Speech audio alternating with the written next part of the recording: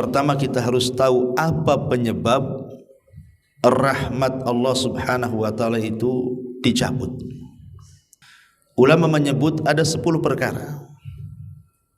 Jangan sampai kemudian kita melakukannya, sebab itu rahmat Allah akan dicabut dari kita. Apa saja 10 perkara itu?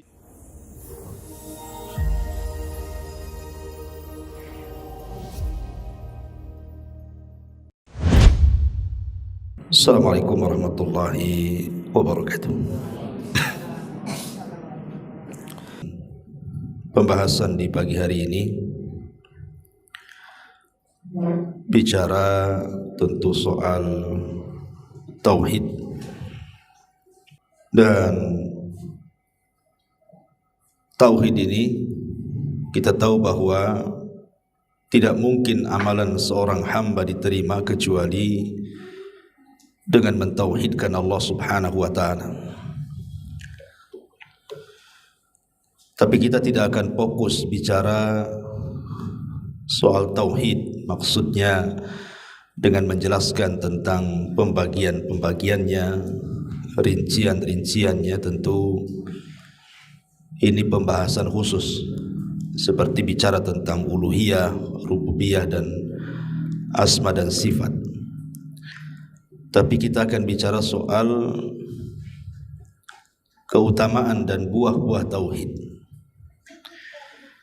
di mana tauhid itu bisa mendatangkan ketenangan pada hidup kita. Seperti apa? Ma'asyiral muslimin yang dimuliakan Allah Subhanahu wa taala,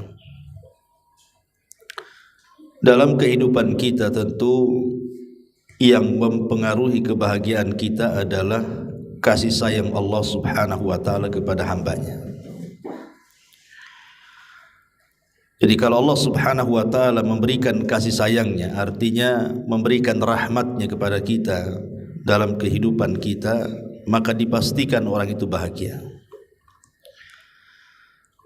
Tapi masalahnya, terkadang rahmat itu dicabut dari diri kita, sehingga akhirnya banyak masalah-masalah yang kita hadapi. Entah persoalan rumah tangga, entah persoalan kesehatan, entah persoalan ekonomi, macam-macam akhirnya muncul masalah di tengah-tengah kita.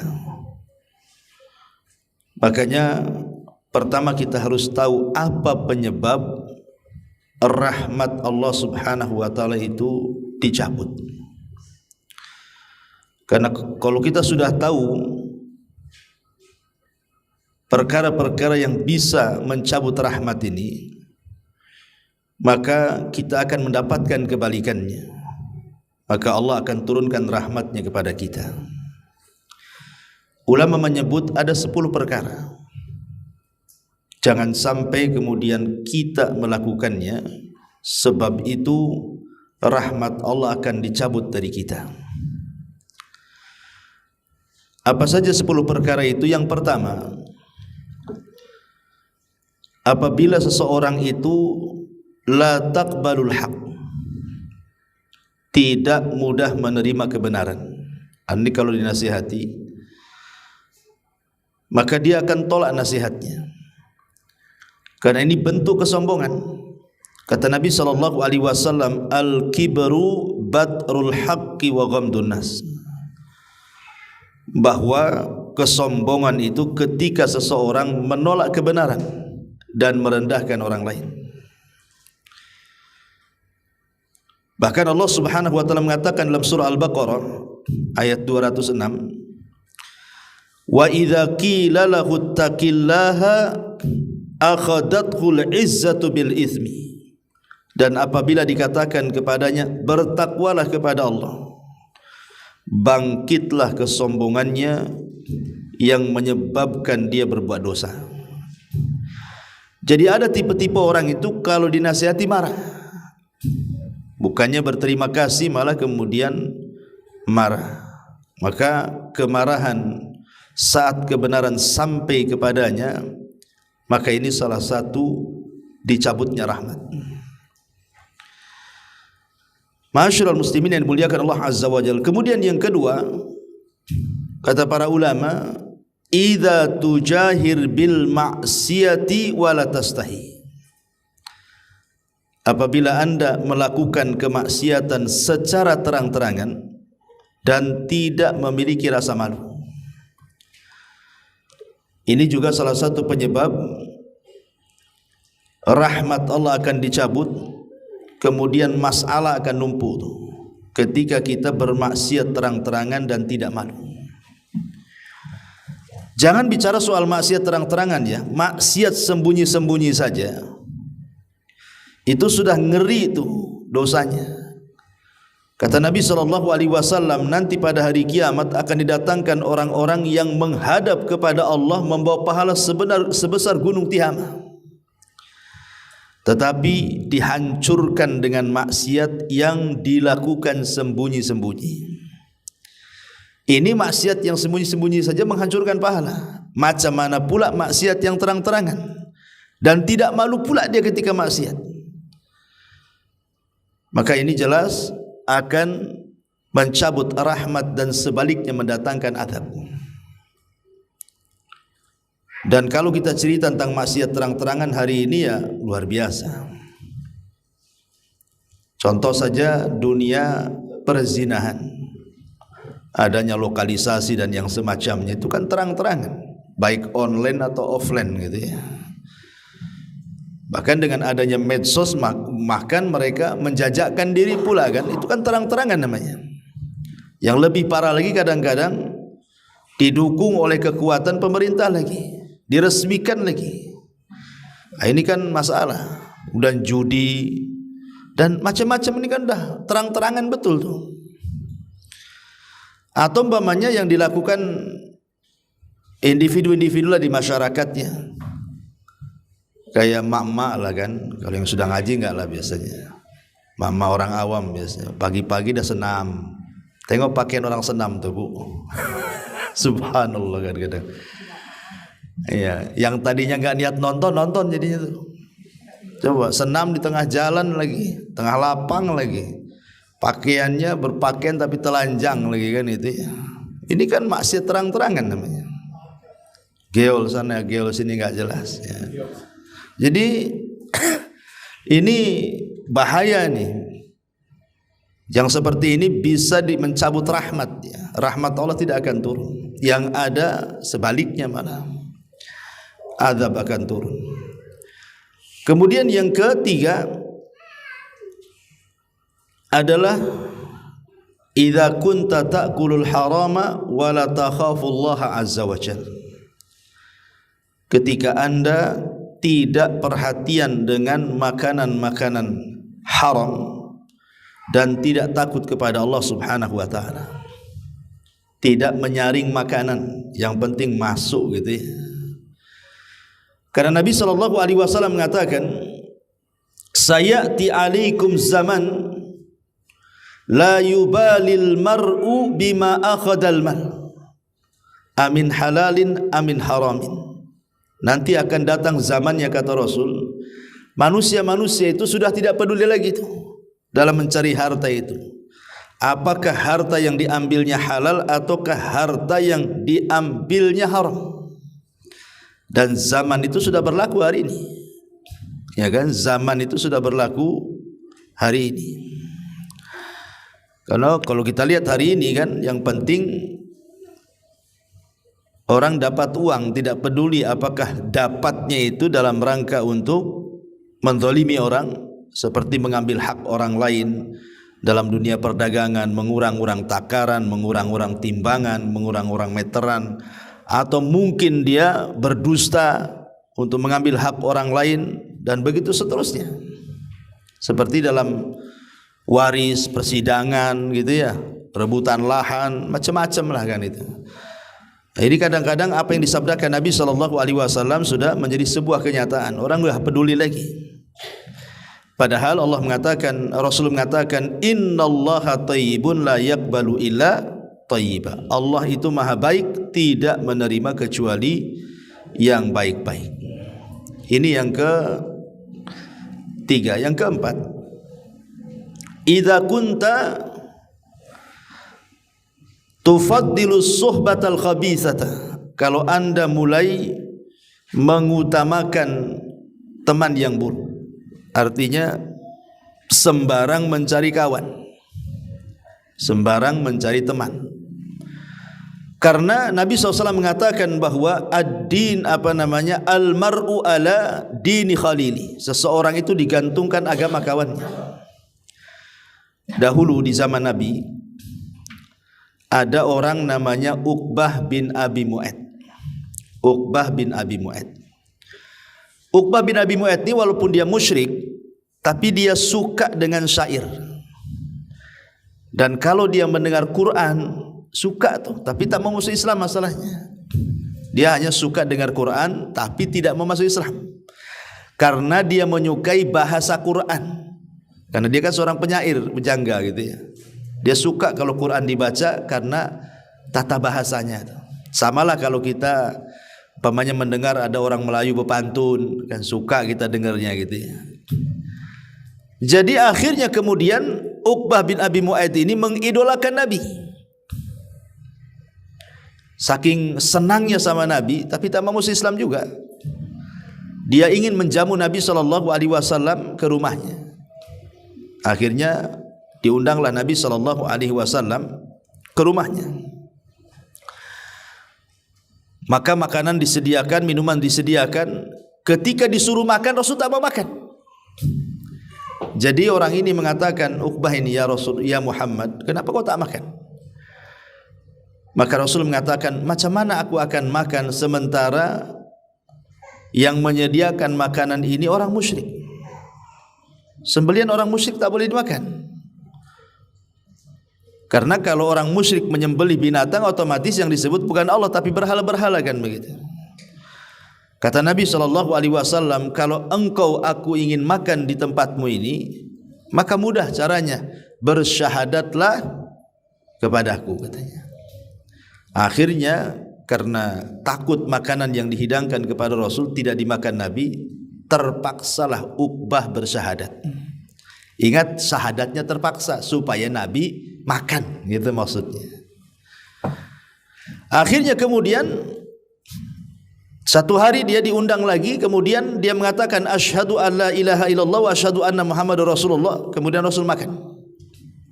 Masalahnya Uqbah bin Abi Mu'ayth ini kan di zaman jahiliyah dia satu geng dengan Umayyah ibn Khalaf. Umayyah ibn Khalaf ya satu geng dengan Abu Jahal lah. Dengar pula nih si Umayyah ini, dengar-dengar si Uqbah dah masuk Islam ya, katanya. Coba kita datangi. Maka Umayyah mendatangi Uqbah dan mengatakan, ya Uqbah, betul kau sudah bersyahadat dan masuk ke agama Muhammad? Kata Uqbah, tidak. Enggaklah, kamu sudah masuk Islam, katanya. Kau sudah masuk kepada agama Muhammad. Dia mengatakan tidak, tapi engkau sudah bersyahadat. Kemudian Uqbah mengatakan, loh, aku bersyahadat itu bukan ingin masuk Islam. Aku bersyahadat itu supaya Muhammad bisa makan di rumah saya, katanya. Itu saja kan itu. Tetapi kemudian Umayyah tidak percaya.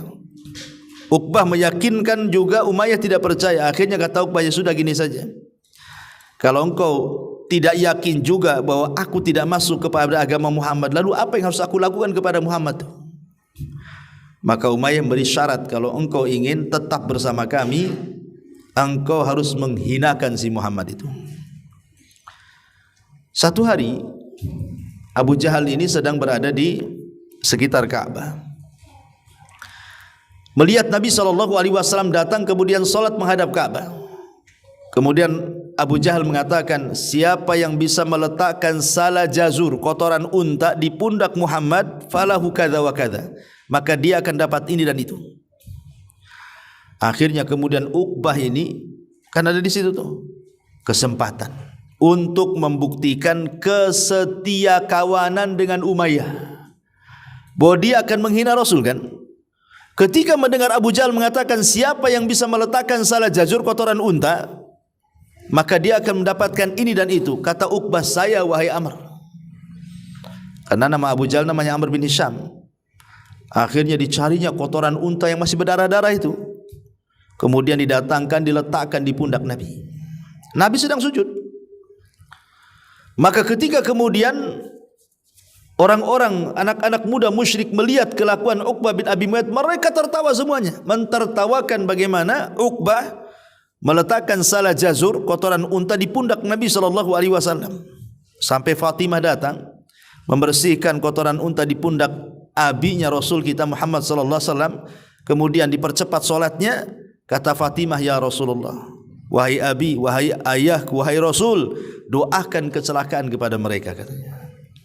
Karena mereka sudah menghina demikian rupa, masa meletakkan kotoran unta di pundak saat solat. Makanya ketika itu turun ayat kan, ya, turun ayat surah Iqra bismi rabbikal ladzi khalaq, di ujung-ujung surah itu, surah Alaq. Singkat cerita di sini, bagaimana Uqbah bin Abi Mu'ayth mengikuti apa? Mengikuti saran daripada Umayyah bin Khalaf. Padahal sebenarnya satu langkah lagi Uqbah itu sudah mendapat hidayah itu. Dia kan sudah senang dengan Quran, senang dengan Nabi, dan sudah mengucapkan syahadat. Cuman kurang mantap saja. Cuman masalahnya karena dia punya kawan jahat Umayyah, akhirnya hidayah yang hampir menyapa dia ditolak dia. Justru dia orang yang paling jahat kepada Nabi. Terbukti ketika terjadi perang Badar, maka salah satu tawanan Badar adalah Uqbah bin Abi Mu'ayth. Maka dia tidak dimaafkan. Dia disalib di tiang gantungan. Dan dialah orang yang pertama disalib dalam Islam. Karena memang kurang ajar kepada Nabi SAW gitu ya. Dari sini kata para ulama, lihat bagaimana pertemanan yang buruk di sini. Pertemanan yang buruk itu akhirnya mencegah orang dapat hidayah. Makanya kenapa dalam Islam itu cari teman itu yang baik. Karena teman itu bukan hanya manfaat di dunia, Bu, tetapi juga akan manfaat sampai ke akhirat. Kata Hasan Al-Basri rahimahullahu ta'ala, istakthiru min sahibikumus salih fa innahu yanfa'ukum yaumal qiyamah. Perbanyak oleh kalian teman-teman yang baik, karena teman-teman yang baik itu akan sampai akhirat manfaatnya. Seperti apa maksudnya manfaatnya sampai akhirat? Karena nanti ketika orang-orang sudah masuk surga dan sebagian mereka masuk neraka, orang-orang yang di dalam surga ini, mereka kan setiap pekan disediakan pasar, namanya Sukul Jannah. Pasar itu tempat mereka berkumpul, berbincang-bincang, nostalgia, cerita dunia. Lah ketika mereka berkumpul satu dengan yang lain, mereka saling bertanya, mana ya si fulan itu yang ketika di SSS selalu datang di samping kita kan itu. Kok enggak pernah ada di sini? Kata malaikat, dia di neraka. Ya. Di neraka, padahal dia orang paling baik, paling banyak ngajinya, paling ini, kenapa dia masuk neraka katanya kan? Tak tahulah katanya. Maka semua penduduk sorga yang merupakan teman-teman yang baik itu mengatakan apa? Ya Rabb, la taqtamilu ladzatina hatta tukhrijahu. Ya Rabb, jangan kau sempurnakan kemuliaan, kenikmatan kami di sorga ini sampai kau keluarkan teman kami di neraka tuh. Jadi teman-teman yang baik itu jadi syafaat tuh. Maka ini penting, sebab kalau kita sudah berteman dengan teman yang buruk, itu tanda rahmat akan dicabut. Kemudian datang kebalikannya. Ini yang keempat. Yang kelima, idza kunta la tarda bi qada'illahi azza wajalla. Ketika Anda tidak redha alias tidak ikhlas dengan pemberian Allah Subhanahu wa taala. Nabi SAW satu hari memegang tangannya Abu Hurairah radhiyallahu anhu. Kemudian Nabi mengatakan apa? Ya Abu Hurairah, irda bima qasamallahu lak takun aghnan nas. Wahai Abu Hurairah, redhalah kamu terhadap pemberian Allah. Kalau engkau sudah redha dengan pemberian Allah, maka engkau akan menjadi orang yang paling kaya dari seluruh manusia. Jadi Rasul mengatakan kalau engkau bisa redha dengan pemberian Allah, maka hakikatnya engkau ini orang kaya. Apa maksudnya? Maksudnya adalah kita disuruh untuk qanaah. Disuruh untuk qanaah. Qanaah itu meninggalkan perkara syubhat, dikhawatirkan takut terjerumus kepada yang haram. Itu disebut qanaah. Yang syubhat saja dijauhi, apalagi yang haram. Dan dia hanya pasrah dan menerima apapun yang Allah takdirkan, apapun yang Allah berikan, apapun yang Allah bagi kepada kita. Itu kata-kata Rasul kepada Abu Hurairah, irda bima qasamullahu lak. Redhalah dengan pemberian Allah Subhanahu wa taala. Makanya ada seorang ulama salaf itu, saya lupa namanya. Jadi kalau dia jalan dari dari rumah ke masjid, kemudian satu hari jatuh uang 1 dinar, jatuh dari dompetnya itu uang 1 dinar. Akhirnya kemudian dia kembali mencari itu, nampak pula uang 1 dinar. Ketika mau diambil tak jadi. Kenapa? Jangan-jangan bukan uang saya yang jatuh, uang orang katanya. Gak jadi. Ya, itu namanya warok tuh. Kalau kita tidak, jangankan lagi uang dompet. Dompet kita ada, tapi ada dompet lagi jatuh. Kira-kira apa yang kita lakukan? Langsung dikuras isinya, cangkangnya ditaruh situ. Gitu ya. Itu ndak warok gitu ya kadang-kadang gitu. Jangankan itu, kadang-kadang pohon mangga saja kan. Kebetulan depan kita main peti saja. Lah itulah kemudian kenapa orang itu kemudian tidak redha dengan pemberian Allah, sebabnya karena tidak qanaah tadi. Kalau orang sudah qanaah wa tafidin, menjauhi yang syubhat karena takut masuk kepada yang haram, maka insyaallah dia akan mudah redha dengan pemberian Allah Azza wa Jalla. Nabi satu hari masuk ke kamarnya, kemudian nampak ada 1 butir kurma, hampir mau ditelan, tiba-tiba tak jadi dibuang. Kemudian ditanya Rasul, kenapa? Kata Nabi SAW, saya takut kurma ini kurma sedekah, dan keluarga Nabi haram memakan harta sedekah. Coba bayangkan, di kamarnya, di rumahnya, takut kalau itu adalah kurma sedekah. Begitulah Nabi SAW mengajarkan warok, mengajarkan warok kepada kita supaya nanti puncaknya adalah kita bisa redha dengan pemberian Allah Subhanahu wa taala. Ikhwatu fillah, muliakan Allah Azza wa Jalla. Kita tahu bahwa Allah itu yang menciptakan kita. Berarti Allah paling paham dengan ciptaannya kan? Kan yang menciptakan kita Allah. Berarti Allah paling paham dengan kita. Jadi ketika Allah Subhanahu wa taala sengaja umpamanya membuat kita miskin, atau sengaja membuat kita kaya, atau sengaja membuat kita sakit, atau sengaja membuat kita ini sehat, atau sempit atau lapang, atau berpisah atau berkumpul dan begitu seterusnya, tentu ada hikmah di balik itu. Pasti ada maslahat yang kita tidak tahu. Ya, pasti ada maslahatnya kan? Kenapa Allah buat kita sakit dan sembuh-sembuh? Pasti ada manfaatnya tuh, yang kita tidak tahu sebenarnya. Boleh jadi kalau seandainya disembuhkan dari penyakitnya, jadi jahat dia, jadi kufur dia. Betapa banyak orang-orang yang ketika sakit itu Masya Allah zikirnya kencang, karena pengen sembuh. Sudah sembuh, mana ada zikir, maksiat lagi yang ada kan itu. Itu kan jadi seperti itu jadinya. Ada orang yang ketika miskin itu rajin pula ngaji dia, Masya Allah ngajinya rajin, tiap minggu, mungkin kalau 1 minggu tiap hari ada kajian hadir dia, karena masih miskin, ya kan, nggak ada kerjaan, apalagi kalau nggak ngaji. Mulai kaya, mulai seminggu sekali datang, nanti sudah agak kaya sedikit, sebulan sekali datang deh. Udah kaya betul, 1 tahun sekali tak muncul, tak nampak, kemana si Anu katanya, sibuk buka cabang katanya. Lah ini kan contoh, kalau seandainya orang itu kemudian diberikan kekayaan, jadi sirru tughyan, itu rahasia bejatnya orang tuh jadinya. Jadi harusnya kan kita memilih, oh boleh jadi kenapa Allah tidak memberikan kekayaan kepada saya, mungkin di balik itu ada hikmahnya. Sebab kalau saya kaya kayaknya belum siap mungkin saya dengan kekayaan. Dan begitu seterusnya. Nah, itulah kemudian muncul kata harus redha dengan pemberian Allah. Sebab kalau kita tidak redha dengan pemberian Allah, maka itu tanda rahmat kita akan dicabut oleh Allah Azza wa Jalla.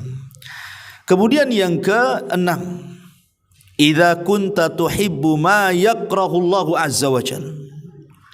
Apabila Anda mencintai apa yang Allah benci. Mencintai yang Allah benci. Ma'asyiral muslimin wal muslimat rahimani wa rahimakumullah.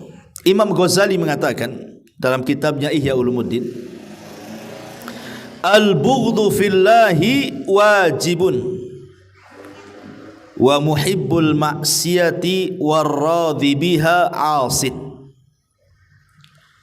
Benci karena Allah adalah sebuah kewajiban, sebagaimana cinta karena Allah sebuah kewajiban. Benci karena Allah sebuah kewajiban.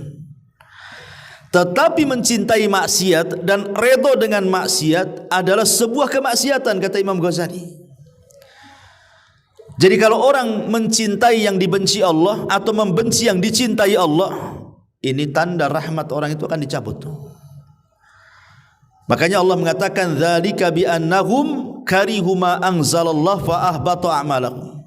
Mereka itu membenci apa yang diturunkan Allah, maka Allah gugurkan amalan mereka. Ada orang-orang itu, ikhwatu fiddin muliakan Allah Azza wa Jalla, yang tidak suka dengan syariat kan. Lisannya itu tidak bisa dijaga, kadang-kadang ngomong aja. Orang pakai jilbab bagus-bagus, pakai cadar, dikomentari. Ya, ada orang yang rajin ke masjid dikomentari, ada orang yang rajin ke pengajian dikomentari. Apa maksudnya coba? Orang berbuat baik kok dikomen, kenapa orang yang maksiat tidak dikomen? Lah ada orang-orang tipe-tipe lisan-lisan yang justru ketika mengkritik itu malah salah sasaran. Harusnya orang yang tidak pantas dikritik ataupun sebaliknya jadinya. Yang lebih daripada itu, terkadang yang dikritik itu syariat. Kenapa sholat itu ya? Capek-capek 5 waktu, ngapain sholat itu? Kenapa puasa itu ya? Lapar-lapar dari pagi sampai sore, bagus makan. Haji itu ngapain buang-buang duit? Bagus shopping aja kan itu. Kan ada orang yang terpikir ke situ. Kalau yang mengucapkan seperti ini orang kafir, lakum dinukum waliyadin lah. Tapi itu pun ya tentu kita marah kalau seandainya mereka mengatakan seperti itu. Lah terkadang yang ngomong ini umat Islam. Mengatakan kepada orang-orang yang berusaha menegakkan tauhid, menegakkan sunnah Nabi SAW, kemudian dikomentari. Nah, ini berarti dia membenci apa yang Allah suka atau menyukai apa yang Allah benci. Kemudian yang nomor 7,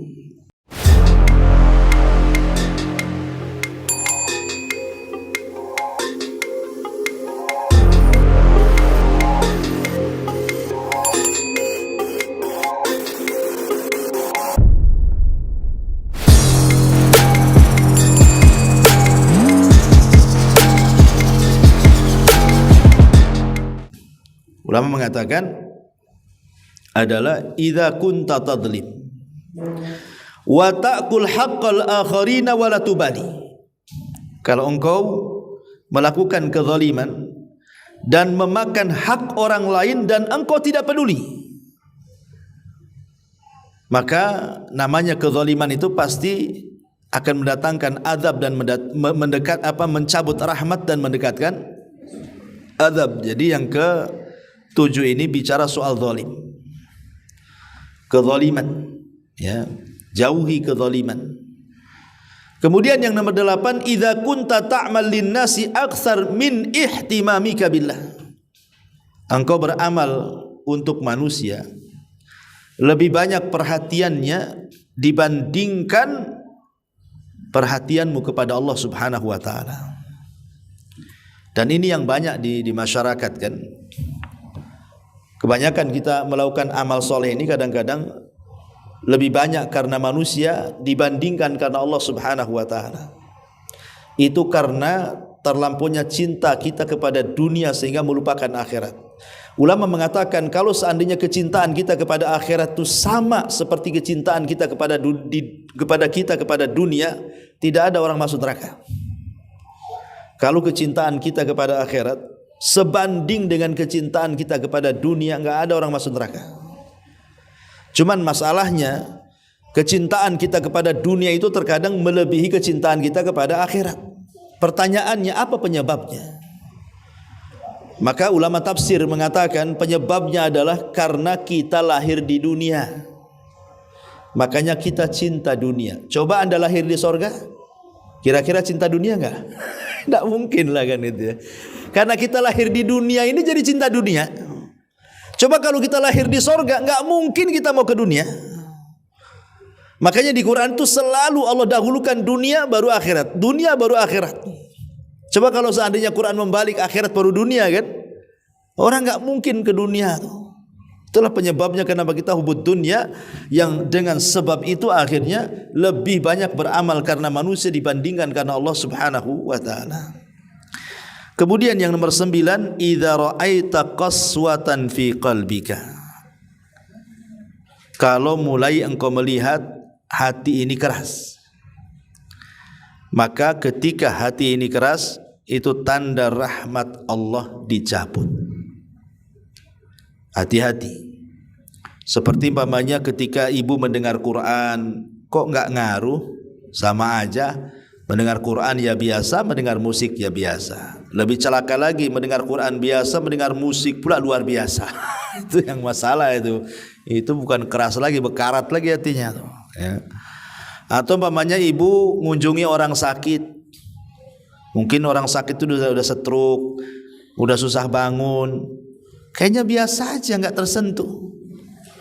Enggak terpikir bahwa nanti suatu hari kita akan seperti dia, enggak kepikiran ke situ. Ya biasa-biasa saja. Yang ada malah diomeli, ya kan? Ya wajar dia stroke Ustaz kan. Dia jahat sih orangnya. Malah bukannya didoakan sembuh, malah disyukur-syukuri loh. Ini kacau orang ini kan. Nah ini nggak ada rasa sudah, itu udah mati rasanya. Atau umpamanya kita dengar ada orang mati, datang ke rumahnya, nampak dia mati, bahkan kita pula yang mandikan, kita pula yang bawa, kita pula yang nguburkan. Pulang dari kuburan itu nggak kepikiran dia akan seperti dia. Ya tetap aja dia maksiat. Itu kan hatinya keras itu. Orang kayak gitu tuh. Harusnya kan kalau dia yang mandikan, dia yang ngafani, dia yang nyolatkan, dia yang bawa, dia yang nguburkan. Kalau memang hatinya lembut, seminggu nggak akan tidur dia. Dia mikir jangan-jangan kalau seandainya yang mati itu saya. Jangan-jangan kalau yang mati itu saya. Mulai dia terpikir tuh, itulah lembut hati. Ya. Ataupun saat ziarah kubur juga sama. Saat ziarah kubur, kalau kita umpamanya terpikir lembut hatinya, maka tentu kita akan lebih lagi meningkatkan ibadah setelah ziarah kubur tuh. Atau mungkin lebih daripada itu ketika dengar nasihat, dengar ceramah, dengar murotal, pokoknya hati ini adem, lembut, itu berarti bagus hati. Tapi kalau sama aja, berarti memang sudah terlampau banyak maksiat itu. Hati-hati kalau yang keras-keras hati ini. Makanya banyak-banyak datang ke anak yatim, kemudian usap kepalanya, kata Rasul, supaya lembut hatinya. Ya datang ke kuburan, nengok kuburan, kalau bisa malam-malam, sehingga lembut hatinya. Ya, yang ada nggak lembut, setakut saya ke kuburan malam-malam tuh. Ya. Tapi intinya bahwa berusahalah melembutkan hati, karena kerasnya hati itu mencabut rahmat, dan tercabutnya rahmat itu hilang bahagia pada diri kita. Kemudian yang nomor 10, yang terakhir, tidak merasa berhajat kepada Allah. Anda tidak merasa berhajat dengan Allah, artinya merasa kaya, tidak perlu Allah. Ini bahaya nih. Ya. Orang kalau dalam kehidupannya tidak berhajat kepada Allah, orang ini akan dicabut rahmatnya. Dan itu kebanyakan di masyarakat seperti itu. Coba orang-orang yang meninggalkan doa, nggak mau berdoa sama sekali kan, itu kan orang yang tidak berhajat dengan Allah sebenarnya tuh. Orang-orang awam yang nggak mau sholat, kalau Ramadan dia nggak mau puasa, tapi kalau Id pula dia pula yang paling bagus pakaiannya. Nah ini kan payah nih, ya. Kan ada orang kayak gitu, puasa tidak, kalau dia paling bahagia pula. Yang puasa aja nggak kayak gitu tuh, pakaiannya biasa-biasa saja. Ya. Jadi ada orang-orang itu yang mereka tidak peduli dengan kewajiban Allah. Ditinggalkannya sholat, ditinggalkannya puasa, ditinggalkannya zakat, ditinggalkannya haji dan ibadah-ibadah yang lain. Kemudian ditinggalkannya zikir, doa, dan orang ini loh merasa dia tidak berhajat kepada Allah. Ini bahaya orang kayak gini nih, dicabut rahmatnya tuh. Maka jangan sampai kemudian kita merasa kita tidak butuh dengan Allah. Sekelas Nabi SAW saja mengatakan, Allahumma takilni ila nafsi tarfata ainin. Ya Allah, janganlah engkau membebankan atas usahaku, perkaraku kepada diriku sendiri tanpa ada kehadiranmu. Itu Nabi SAW itu meminta agar setiap masalahnya Allah hadir menyelesaikannya. Karena orang yang tidak berhajat dengan Allah ini bisa masalah hidupnya, karena rahmat akan tercabut pada kehidupannya. Ma'asyiral muslimin wal muslimat rahimani wa rahimakumullah. Ini di antara 10 perkara yang mendatangkan azab dan mencabut rahmat, artinya menjauhkan kita dari kebahagiaan Allah Subhanahu wa taala. Karena ini bagian daripada mukammilatut tauhid namanya, penyempurna tauhid. Kan ada yang menghilangkan tauhid, ada yang menghilangkan kesempurnaan tauhid. Nah, inilah perkara-perkara yang kita bahas ini, kalau kita lakukan bisa menghilangkan kesempurnaan tauhid. Dan ketika hilang kesempurnaan tauhid, itulah kemudian mendatangkan banyak kesulitan. Salah satunya ketika rahmat dicabut, kemudian didekatkan dengan azab Allah Subhanahu wa taala. Ma'asyiral muslimin wal muslimat rahimani wa rahimakumullah. Ini yang pertama. Ya, dihilangkan dari rahmat dengan 10 perkara tadi. Kemudian yang kedua, biasakan melakukan amalan-amalan yang dalam amalan itu terkandung banyak tauhid. Terkandung banyak tauhid. Makanya semalam saya memberikan kajian di Darul Ilmi, ya, tentang beberapa ayat dan surat yang kalau bisa jangan pernah ditinggalkan sebelum tidur. 3 ayat dan 4 surat. Karena 3 ayat dan 4 surat ini semua bicara tauhid. Semua bicara tauhid. Ya. Apa 3 ayat dan 4 surat yang kalau bisa sebelum tidur itu jangan ditinggal?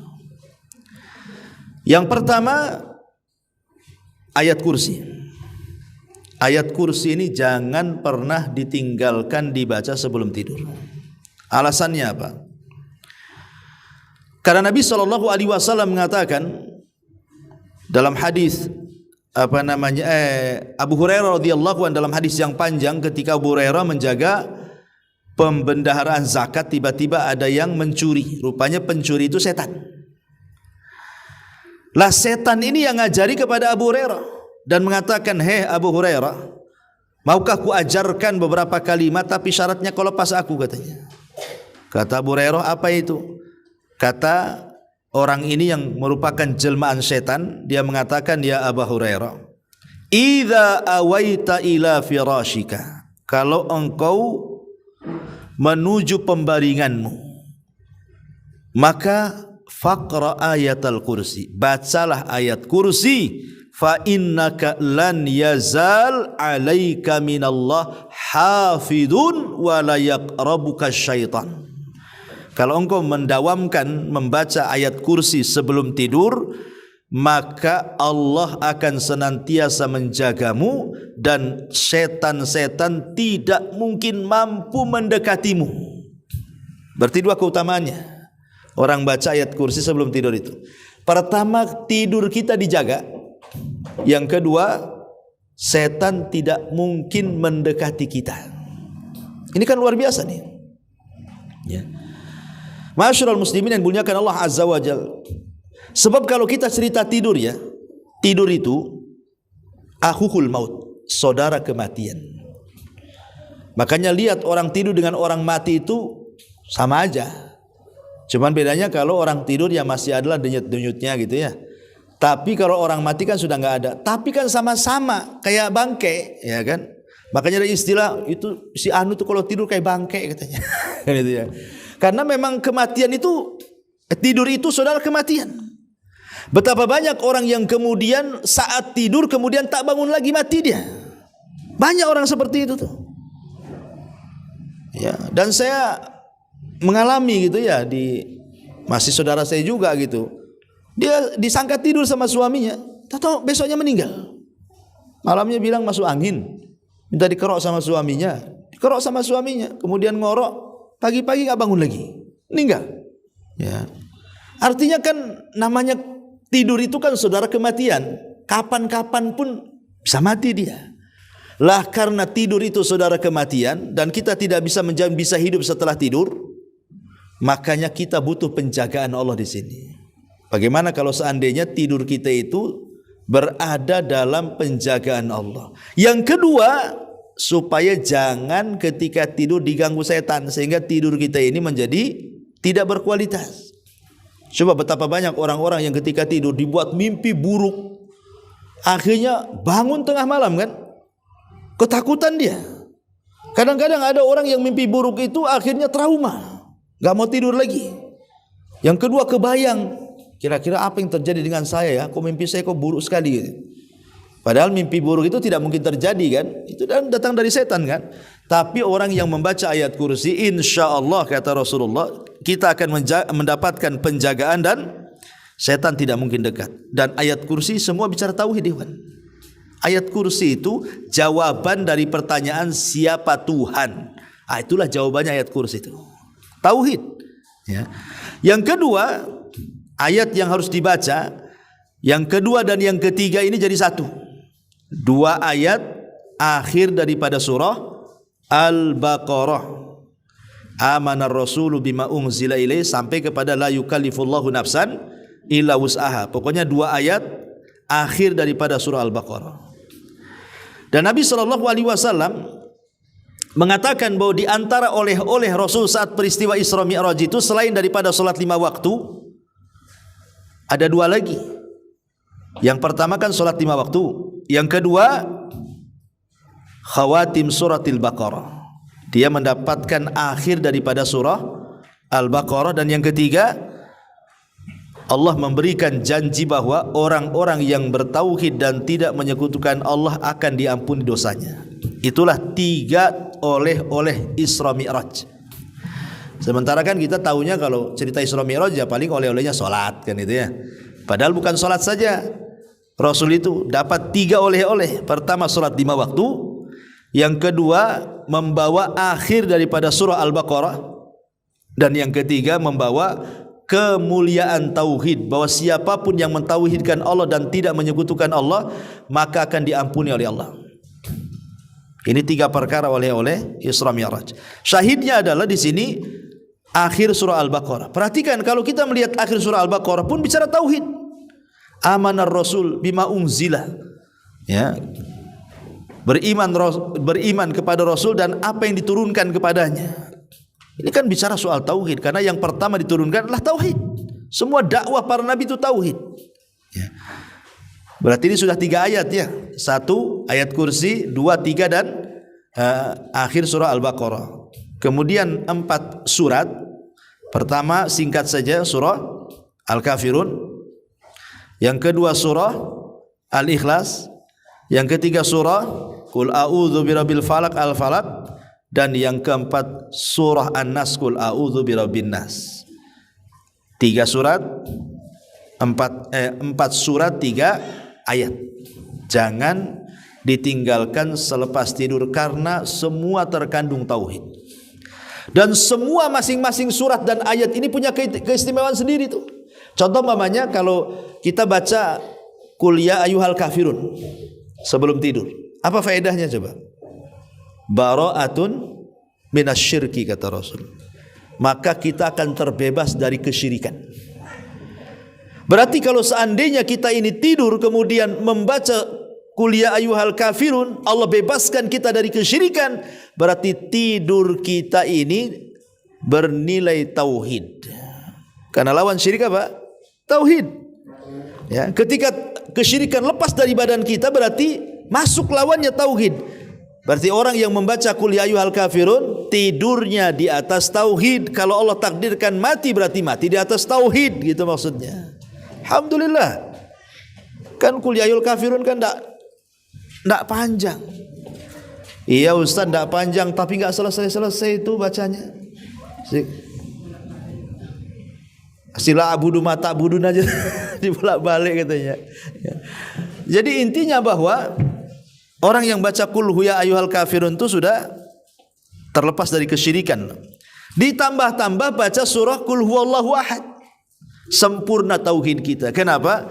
Tauhid yang kita yakini 3, ada rububiyah, ada uluhiyah, ada asma dan sifat kan? Dan 2 surat ini merangkum 3 tauhid itu.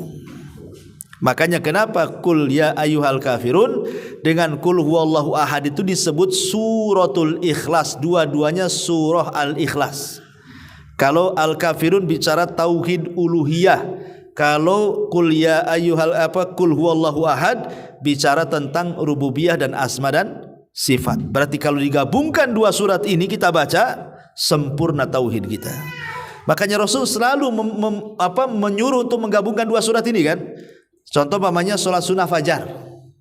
Rakaat pertama Al-Kafirun, rakaat kedua Al-Ikhlas, kan itu. Kemudian sholat sunnah tawaf. Anda habis tawaf, kemudian sholat di belakang makam Ibrahim. Rakaat pertama Al-Kafirun, rakaat kedua Al-Ikhlas. Selalu digandengkan tuh. Karena dua-duanya menyempurnakan tauhid. Dan dua-duanya disyariatkan dibaca sebelum tidur.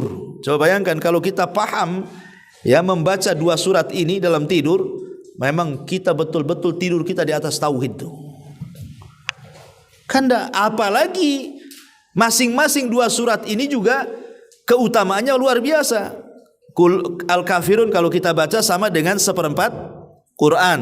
Kalau qul huwallahu ahad kita baca sama dengan 1/3 Quran. Ya. Jadi kalau ngomong sama kawannya itu, alhamdulillah saya tiap hari ngatamkan Quran katanya. Ya. Mana ada? Iya katanya. Saya kan tiap hari baca 3 qul katanya.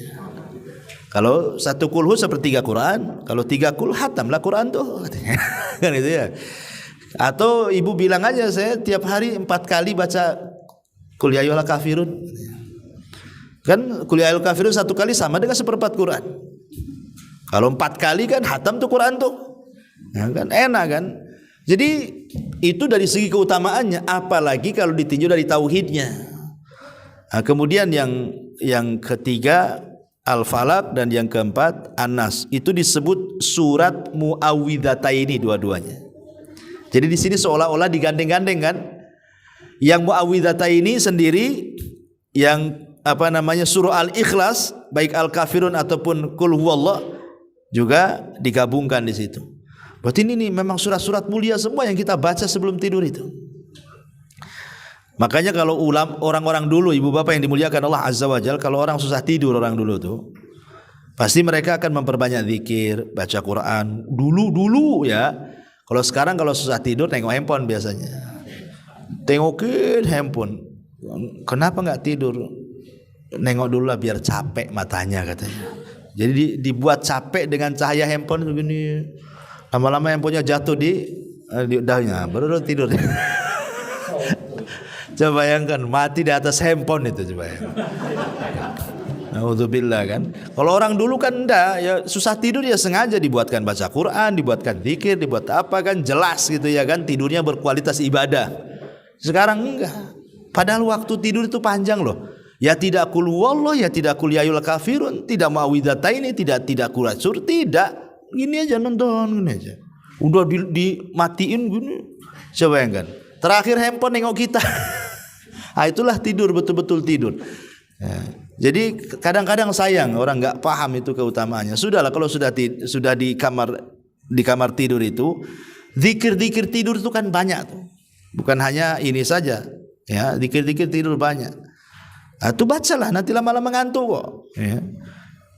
Taib, ini diantara juga yang bisa memberikan kebahagiaan adalah amalan-amalan yang bernilai tauhid.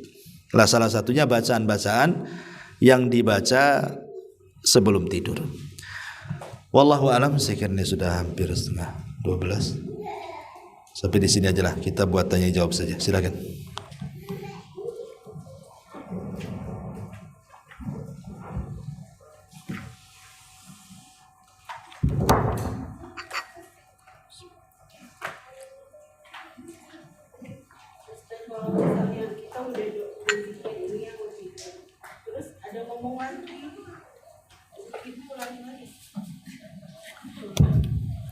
Habis zikir ngomong lagi.